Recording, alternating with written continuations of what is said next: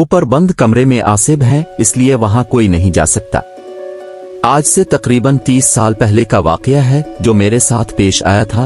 मैं अपनी नौकरी के लिए सखर आया था। यहाँ मेरे मामू रहते थे, तो कुछ दिन में उनके घर ठहर गया कि जब तक कहीं और मेरा रहने का बंदोबस्त नहीं हो जाता। मामू जान के घर में कई सालों के बाद आया था। बचपन में कभी अम्मा जान के साथ आया करता था।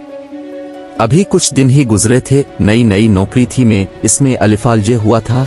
एक रात में देर से घर लूटा। खाना खाकर मैं अपने कमरे की जानिब बढ़ा तो मुझे ऐसा महसूस हुआ कोई ऊपर की जानिब गया हो। मेरा कमरा जीने के सामने था और ऊपर एक कमरा था जो बंद पड़ा था। मामू ने मुझे पहले दिन ही वहां जाने से मना किया था। क्यों ये नहीं बताया था।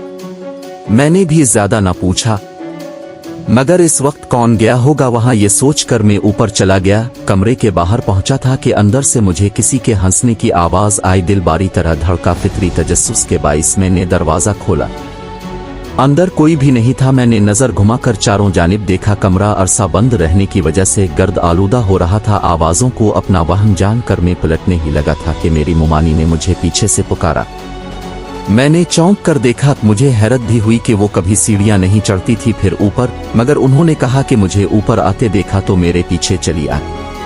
मुझसे पूछा तो मैंने बताया कि मुझे लगा कोई यहाँ आया है, देखने चला आया। खैर मैं उनके साथ नीचे आने लगा। अभी 2-3 सीढ़ियां ही आतारी होंगे कि मुझे महसूस हुआ कि कोई मेरे पीछे फिर हंसा हो, मगर वहां तो मुमानी थी। मैंने डरते डरते अपनी गर्दन घुमाई और मेरे होश अलिफाड़ गए। मेरे पीछे मुमानी के बजाय एक झुलसे हुए चेहरे वाली लड़की खड़ी थी जिसकी आंखें सुर्ख थीं।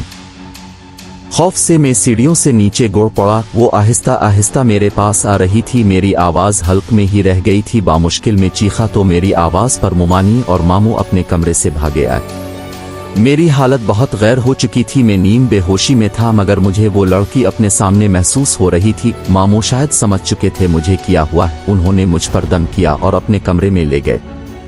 कुछ दिन बाद जाकर मेरी हालत बेहतर हुई। मैंने इस रात का तमाम हाल कह सुनाया तो मामू ने बताया कि ऊपर बंद कमरे में आसिब हैं, इसलिए वहां कोई नहीं जाता, मगर वो किसी को नुकसान नहीं पहुंचाते। तुमने शायद वो दरवाजा खोला होगा, इसलिए तुम्हारे साथ ऐसा हुआ। इसके बाद में जितना वक्त भी उनके घर रहा कभी जीने के पास भी खड़ा नहीं हुआ।